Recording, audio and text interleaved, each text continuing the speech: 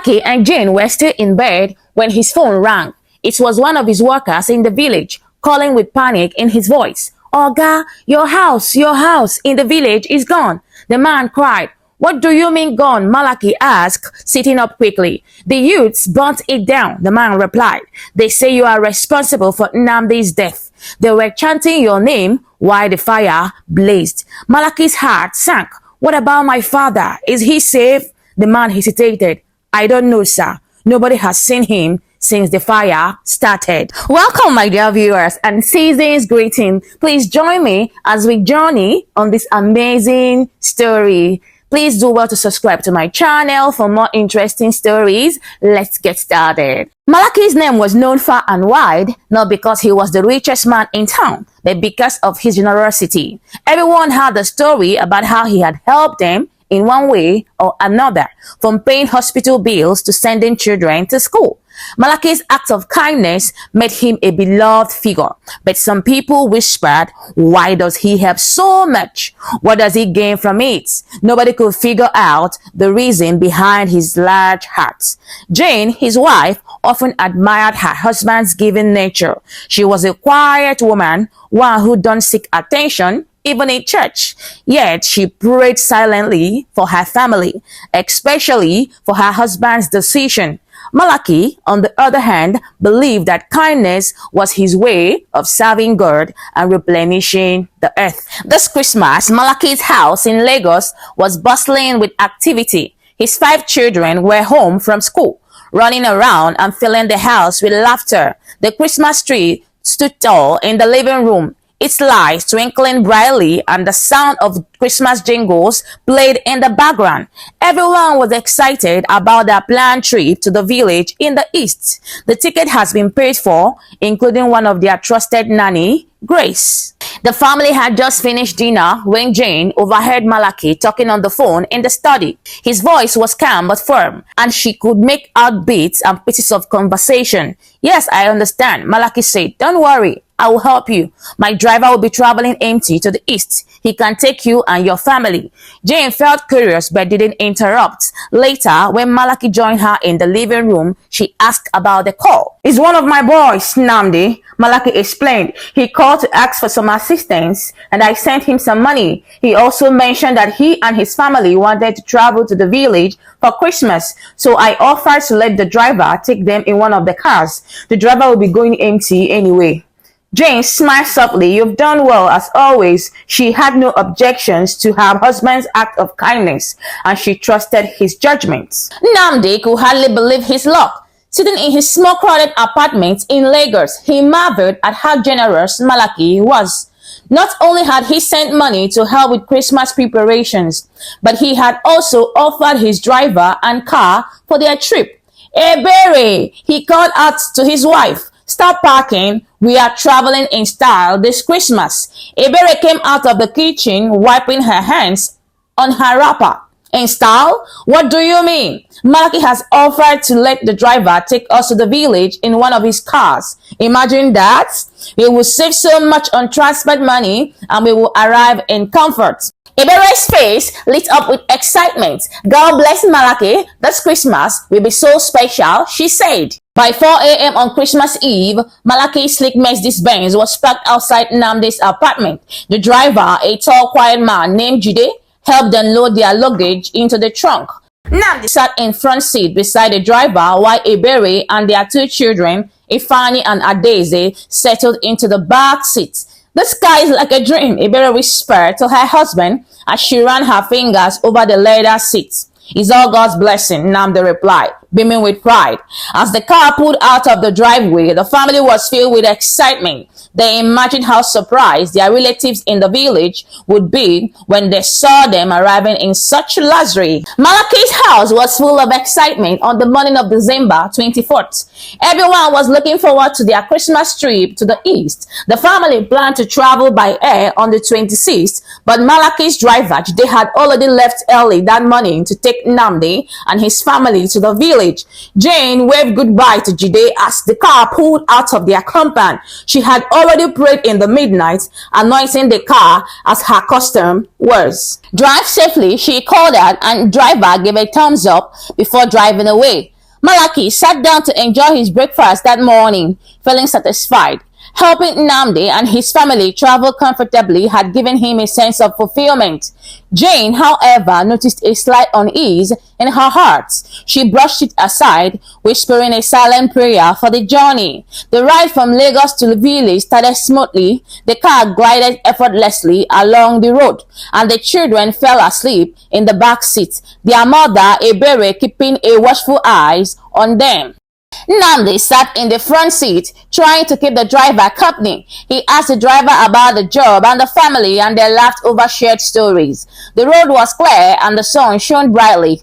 Everything seemed perfect. "The sky is a blessing," Nnamdi said, smiling as he looked at the luxurious interior. "Yes, sir," the driver replied. "Oga Malaki is a good man." The journey seemed like a dream come true for Nnamdi and his family. They couldn't wait to arrive in the village and celebrate Christmas in style. As they hit the highway before noon, something strange happened. Driver suddenly felt a strong force pulling the steering wheel. His hands gripped the wheel tightly, but it felt as if the car was being controlled by an unseen power. "What's happening?" Nnamdi asked, alarmed. "I don't know," driver shouted, struggling to regain control. The car swerved dangerously, and the once bright sky seemed to darken. It was as if a heavy shadow had fallen over them. Ebere woke up, startled by the car's sudden movements. The children screamed in fear, clutching their mother. "Jesus, help us, Jesus," driver cried out, but his efforts to stabilize the car were futile. The car veered off the road, crashing through bushes and trees before coming to a violent stop deep in the forest. The car was a wreck, its front smashed against a tree. Nnamdi lay motionless in the passenger seat, blood trickling down his forehead. Jide groaned in pain, his hand still gripping the steering wheel. Ebere tried to move but realized she was trapped by her seatbelt. Her children were covered in the blood, lying still on the floor. "Somebody help us!" Ebere cried, her voice echoing through the forest. Other drivers who had seen the car veered off the road stopped their vehicles and rushed to the scene. A group of men pushed through the bushes, calling out to the passengers. "Is anyone alive?" one of them shouted. They reached the car and began pulling out the injured. The driver was helped out first, his face pale but conscious. Then turned to Nnamdi. One of the rescuers checked his pulse and shook his head. "He's gone," the man said. Ebere's cries grew louder when she heard those words. "No, he can't be dead. Please check again." The rescuer gently pulled her out of the car, followed by her two children who were unconscious but still breathing. Ebere sat on the ground, cuddling her children as tears streamed down her face. "Wake up, my babies. Please wake up," she begged. The rescuers tried to calm her down, assuring her that the children would be taken to the hospital. The men who had gathered around the scene looked at the wrecked vehicle with puzzled expressions. It was clear that something unusual had occurred. Back in Lagos, Malaki was busy preparing for their Christmas trip when his phone rang. It was Jide calling him from a borrowed phone. "Sir, there has been an accident," Jide said, his voice shaking. Malaki froze. "What do you mean? Is everyone okay?" Jide hesitated before replying. "Nnamdi is dead, sir. His wife and children are injured. The car is badly damaged." Malaki felt a wave of shock and guilt washed over him. Jane, who was sitting nearby, noticed his expression and came to his side. "What happened?" she asked urgently. Malaki relayed the news, his voice heavy with sorrow. Jane clasped her hands together and began to pray silently, tears streaming down her face. Ebere and her children were rushed to the nearby hospital, where doctors worked tirelessly to stabilize them. The children remained unconscious, their small bodies hooked up to machines. Malaki called the hospital and promised to cover all medical expenses. "Do whatever it takes to save them," he told the doctors. As Christmas Day approached, the joy that had once filled Malaki's household was replaced by sorrow and questions. The village of Umuzara was buzzing with excitement as families prepared for Christmas. The villagers, known for their gossip and quick judgments, were eagerly waiting for abroad indigents to return home in style for Christmas celebration. But the excitement turned into shock when the news of the accident reached the village through social media.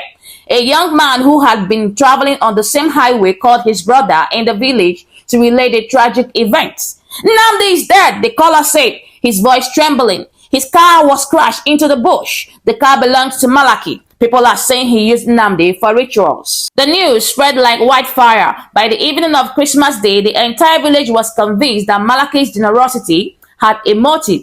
Malaki's phone wouldn't stop ringing. Calls came in from friends, family members, and even strangers. Some called to ask what had happened, but others openly accused him. You see, one voice yelled over the phone, "We always knew that there was something off about you. All that money you give is blood money." Jane's phone rang constantly too. Her hand shook as she received a call from her mother. "Jane," her mother said, her voice filled with urgency, "don't come to the village. The youths are angry. They said Malaki killed Nnamdi for rituals. They are planning to attack if you come.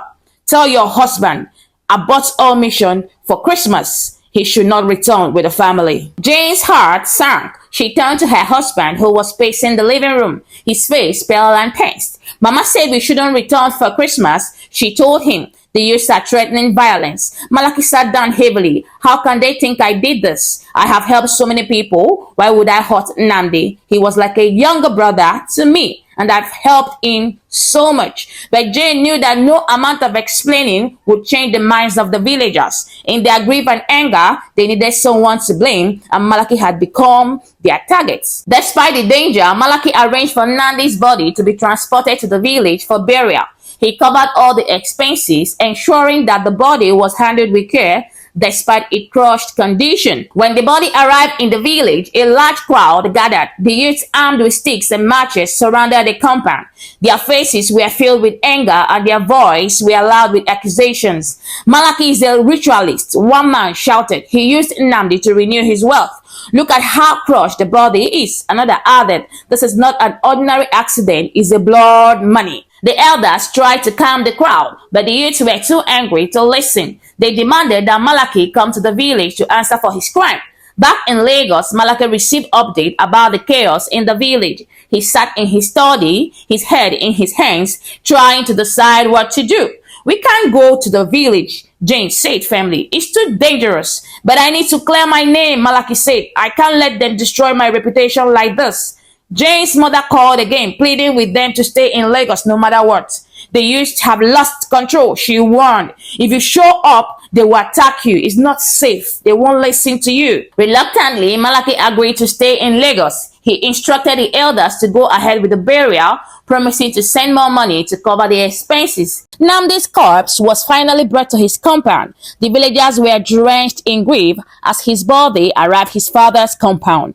Mazi Kedi stood at the entrance, his face filled with pain. Nnamdi was his only child, and now his hope and legacy were gone. The burial was a sober affair. Nnamdi's crushed body was placed in a simple coffin, and the villagers gathered to pay their last respects. But even in mourning, the accusations against Malaki continued. Nnamdi's battered corpse was quickly buried that same day in a small ceremony. Mazi Kedi stood by the graveside without saying a word to anybody. He had lost his only son, and he directed all his grief and anger towards Malaki. Early the next morning, while the villagers were still waking up, the angry youths gathered outside Malaki's massive mansion, armed with sticks and gallons of fuel. They chanted curses and called for justice. "This house is built on blood money," all of them shouted. Without hesitation, they poured fuel around the house and set it ablaze. The flames roared to life, consuming the mansion that had once been a symbol of Malaki's success and generosity. In Lagos, Malaki and Jane were still in bed when his phone rang. It was one of his workers in the village, calling with panic in his voice. "Oga, your house in the village is gone," the man cried. "What do you mean gone?" Malaki asked, sitting up quickly. "The youths burnt it down," the man replied. "They said you are responsible for Nnamdi's death. They were chanting your name while the fire blazed." Malaki's heart sank. "What about my father? Is he safe?" The man hesitated. "I don't know, sir. Nobody has seen him since the fire started." The youths of Umuzara village had succeeded in burning down Malaki's mansion without knowing the mystery behind the death of Nnamdi. This is the end of the story. Please, my dear viewers, let me know what you think about the part 1 of this story while we wait for part 2. Once more, happy Christmas. Please do well to subscribe to this channel for more interesting stories. Bye.